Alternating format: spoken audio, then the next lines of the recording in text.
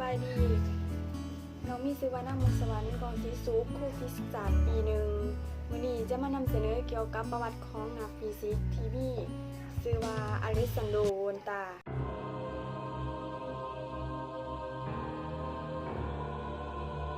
อเล็กซานโดร โวลตาเป็นนักฟิสิกส์ชาวลอมบาร์ดีซึ่งเป็นที่รู้จักว่าคิดค้นแบตเตอรี่เซลล์ไฟฟ้าเคมีขึ้นในคริสตศตวรรษ 1800 ท่านเกิดเมื่อวันที่ 18 กุมภาพันธ์ ปีคศ 1745 เกิดในครอบครัวชนชั้นสูงในเมืองโกโม อิตาลี เมื่อยังเป็นนักศึกษาเพิ่นแสดงความสนใจทางด้านวิทยาศาสตร์โดยเฉพาะไฟฟ้าอเล็กซานโดรเป็นผู้บุกเบิกการผลิตไฟฟ้าและพลังงานในฐานะผู้ประดิษฐ์แบตเตอรี่ไฟฟ้าและผู้ค้นพบก๊าซมีเทนเขาได้ค้น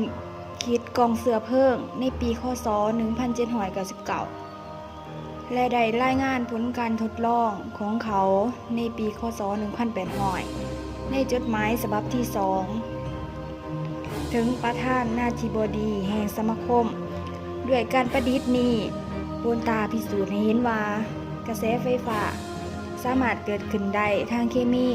และหักล้างที่แพร่หลายว่ากระแสไฟฟ้าถือสร้างขึ้นโดยมนุษย์เท่านั้นสิ่งประดิษฐ์ของโวลตา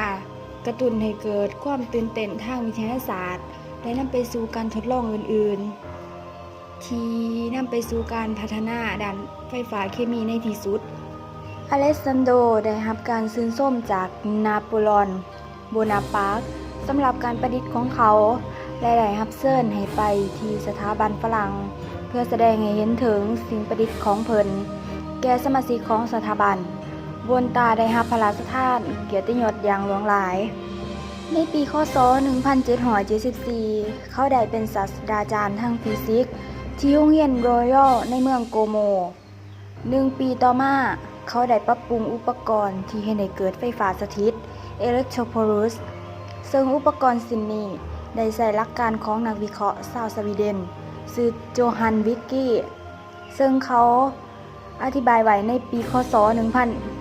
1762 และอุปกรณ์ชิ้นนี้ได้รับความนิยมอย่างหลวงหลายในปีคศ 1777 ในช่วงเวลาปี 1776 ถึงปี 1778 โวลตาได้ศึกษาเกี่ยวกับเคมีของก๊าซเพิ่นได้ค้นคว้าและได้ค้นพบก๊าซมีเทนเพิ่นได้ค้นคิดหลังจากอ่านบทความของเบนจามินแฟรงคลินแห่งสหรัฐอเมริกาในหัวข้ออากาศปิดไฟและในปีคศ 1778 เพิ่นได้หาวิธีการแยกก๊าซมีเทนเพิ่นได้คิดค้นวิธีการทดลองการเผาไหม้ของก๊าซมีเทนโดยใช้ไฟฟ้าในระดับสูงโวลตายังได้เรียนรู้สิ่งที่เฮาเอิ้นว่าความจุไฟฟ้าการพัฒนาวิธีการแยกเพื่อการศึกษาทางไฟฟ้าเวและประจุ Q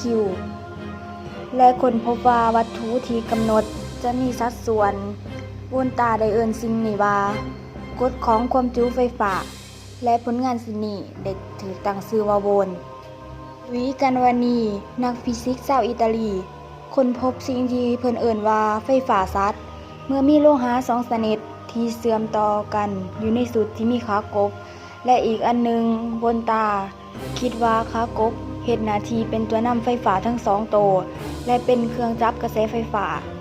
เพิ่นแทนที่ขากบด้วยเจียที่เปียกซุ่มและกวดพบการไหลของกระแสไฟฟ้าโดยวิธีการอื่นที่คุ้นเคยกับเขาจากการศึกษาก่อนหน้านี้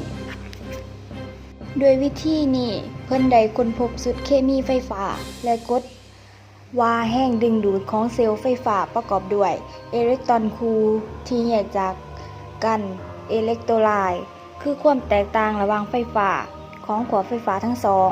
อาจเอ่ยว่ากฎไฟฟ้าเคมีของโวลตาในปีคศ 1800 เนื่องจากความบ่เข้ากันของการวานิกเฮ็ดให้การวานิกและโวลตาได้เฮ็ดการคิดค้นโวลตาอีกขึ้นมาซึ่งเป็นแบตเตอรี่ไฟฟ้าที่สามารถผลิตกระแสไฟฟ้าได้อย่างต่อเนื่องแบตเตอรี่ที่โวลตาผลิตได้รับการยกย่องเป็นเซลล์ไฟฟ้าเคมีเซลล์ทำอิฐประกอบด้วย2อิเล็กโทรดอันหนึงเฮ็ดจากสังกะสีอีกอันเฮ็ดจากทองแดงโวลตาเสียชีวิตในวันที่5 มีนา ปีคศ 1817รวมอายุได้82 ปี